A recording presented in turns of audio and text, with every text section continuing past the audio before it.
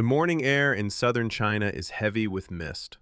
Rows of young rice plants shimmer under a pale sun. Farmers stand on the edges of the flooded fields, holding wooden gates. Then they open them. A flood of feathers rushes in. Hundreds, no, thousands of ducks pour into the water. They splash, quack, and paddle furiously. The delicate rice seedlings sway in the wake of webbed feet. To an outsider, this looks like madness. No fences, no leashes, no control. Just birds, crops, and what looks like chaos. In a world spending billions on pesticides and fertilizers, one ancient solution was swimming right under our noses. But here's the twist. This wasn't a prank. It wasn't a stunt for social media. It was farming. And, as it turned out, it was farming at its smartest. When video of this duck invasion hit the internet, reactions ranged from curiosity to outright confusion. Why would anyone let animals loose in a rice field? Won't they eat the crops? Is this some kind of pest control? Or just boredom? The truth? It was pest control, and weed control, and fertilizer, all wrapped in feathers. This wasn't some random gamble. This was a carefully planned agricultural system, one rooted in centuries of tradition and backed by modern science. It's called rice duck farming, and in China, it's been practiced for over 600 years. Long before pesticides and synthetic fertilizers ever touched the soil, farmers had already discovered a secret ally in the rice fields: ducks. They patrolled the paddies like feathered soldiers, eating insects, fertilizing the soil, and keeping weeds under control. It was a system in harmony with nature, simple, effective, sustainable. But time moved on. In the 20th century, synthetic agriculture took over. Machines replaced animals, chemical sprayers replaced beaks. Yields soared, but so did costs, pollution, and environmental damage. The ducks vanished from the fields. It stayed that way until the early 2000s. A handful of agricultural scientists in China, Japan, and Southeast Asia decided to challenge the status quo. They asked a simple question: could this old method still work, or even outperform modern chemical farming? Controlled trials began across multiple provinces. The results were startling. Fields with ducks used far less pesticide, herbicide, and fertilizer, yet produced the same, or more, rice. And the costs? Significantly lower. Word spread quickly. Farmers in Jiangxi, Fujian, and Guangdong decided to try it at scale. What happened next would change the conversation about sustainable farming forever. When the first large flocks were released into active rice paddies, farmers braced for disaster. Rice seedlings are fragile in their early weeks. Surely hundreds of birds trampling through them would cause devastation. But the ducks? They barely touched the rice. Instead, they went straight for the real enemies: pest control, plant hoppers, stem borers, leaf hoppers, golden apple snails. The tiny creatures that eat profits alive, ducks devoured them all. They even churned the water just enough to destroy mosquito larvae, eliminating the need for chemical sprays. Weed management. Ducks feasted on barnyard grass, duckweed, and red rice, invasive species that choke out crops. Their webbed feet stirred the soil constantly, disturbing weed seeds and slowing their growth naturally. Natural fertilization. Duck droppings are rich in nitrogen and phosphorus, nature's fertilizer. Unlike synthetic alternatives, this organic matter improved soil health without runoff pollution or long-term degradation. Water aeration. That constant paddling and churning? It oxygenated the water, reduced soil compaction, and encouraged stronger root development in the rice plants. One animal, 4 critical functions, 0 chemicals.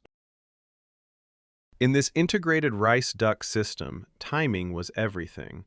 Ducks were introduced about 2 to 3 weeks after transplanting, once the seedlings were sturdy enough to withstand gentle disturbance. They stayed for weeks, sometimes months, paddling, eating, fertilizing. Then, just before the rice began to flower and produce grain, they were removed to prevent any crop damage.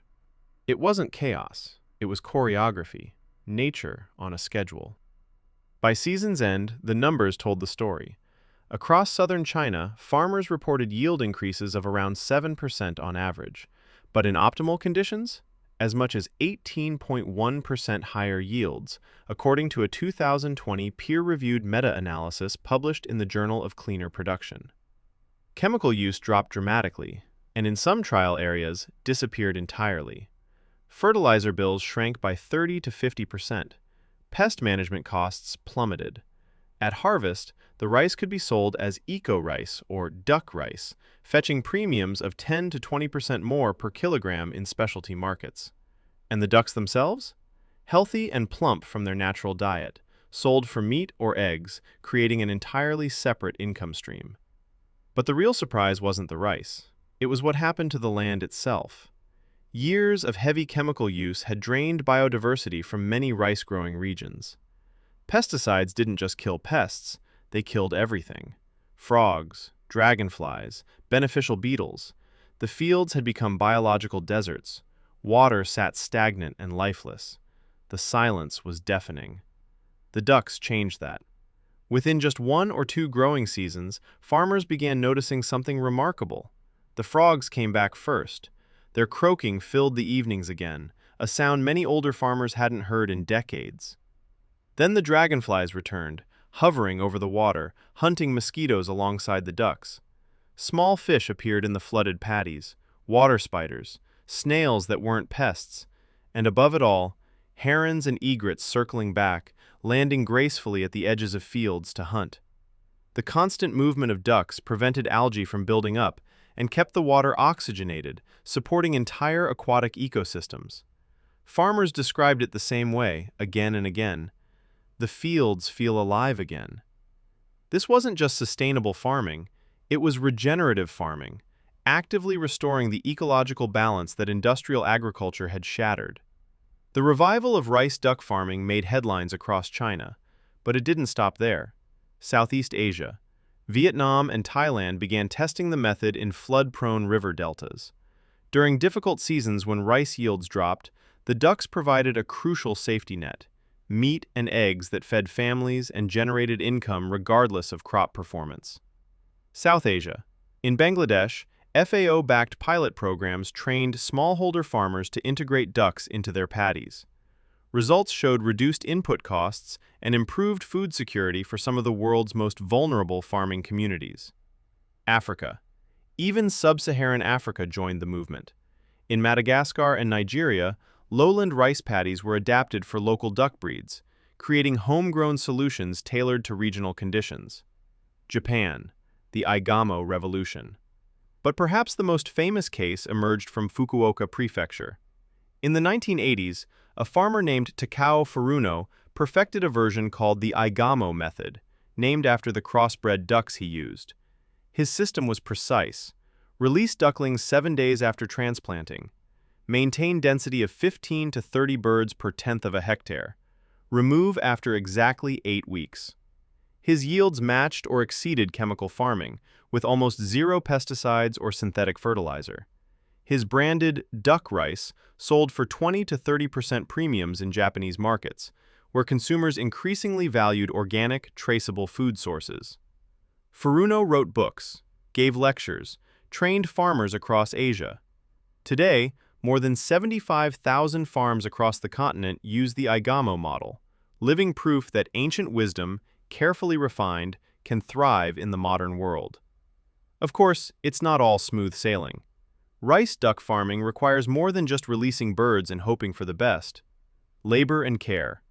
Ducks need daily attention, feeding supplements when natural food runs low, health monitoring, and protection from predators like foxes, snakes, hawks, and stray dogs.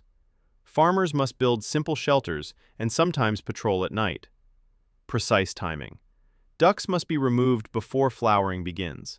Miss that window, and they'll eat the developing grain, destroying the very harvest they helped create. Water management. Stable water levels are critical. Too shallow, and ducks can't paddle properly. Too deep, and young ducks may drown. In regions with poor irrigation infrastructure, this remains a significant barrier. Market access. Not all farmers have access to premium markets willing to pay extra for eco-friendly products. Without that price premium, the economics become tighter, though still often favorable compared to chemical-heavy methods. Scale limitations. The system works beautifully on small to medium farms. Scaling it to massive industrial operations presents logistical challenges that researchers are still working to solve. It's a system that demands planning, timing, knowledge, and sometimes patience. But for farmers willing to learn, the rewards are substantial. Step back and the lesson becomes clear. Rice duck farming doesn't rely on expensive machinery, proprietary seeds, or chemical inputs controlled by multinational corporations. It thrives on cooperation with nature, using biological relationships that evolved over millions of years. In a warming, unpredictable world where droughts, floods, and pest outbreaks are becoming more frequent, that resilience might be more valuable than any high-tech solution. This isn't about rejecting modern science.